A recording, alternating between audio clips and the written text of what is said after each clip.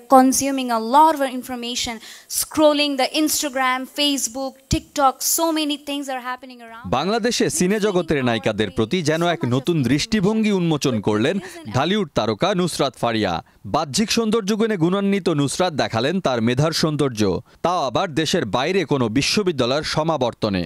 গুজরাটের পারুল ইউনিভার্সিটির প্রাক সমাবর্তন ভাষণে ঝরঝরে ইংরেজিতে নুসরাত বললেন জীবন দর্শনের কথা।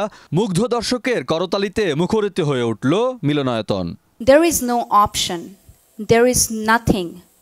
There is no other thing, secondary thing. পারুল ইউনিভার্সিটির বিদেশি শিক্ষার্থীদের প্রাক সমাবর্তনে গাউন পরে মঞ্চে আসেন বাংলাদেশের নায়িকা নুসরাত। আধুনিক সময়ে তথ্যে ঠাসা জীবন এবং ব্যক্তি জীবনের সঙ্গী পছন্দ করা নিয়ে নুসরাতের প্রাণবন্ত ভাষণের সেই ভিডিও ঘুরে বেড়াচ্ছে ফেসবুকে।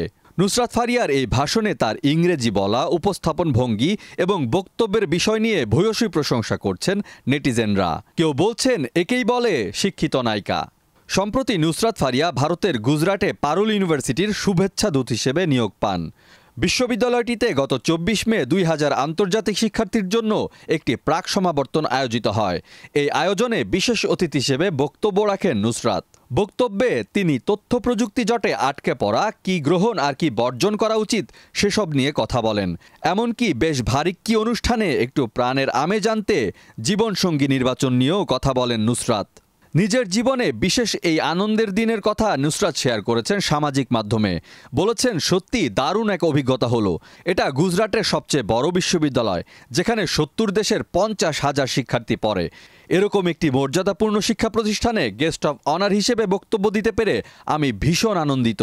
নুসরাতের নিজের ফেসবুক টাইমলাইনে পোস্ট করা সেই ভিডিওটি এখন পর্যন্ত ৩ লাখ বারের বেশি দেখা হয়েছে। দেশের বাইরে বাংলাদেশের এই নায়িকার ব্যতিক্রমী অংশগ্রহণ অন্যদের জন্যও হতে পারে অনুপ্রেরণা। ডেস্ক রিপোর্ট, দেশ রূপান্তর।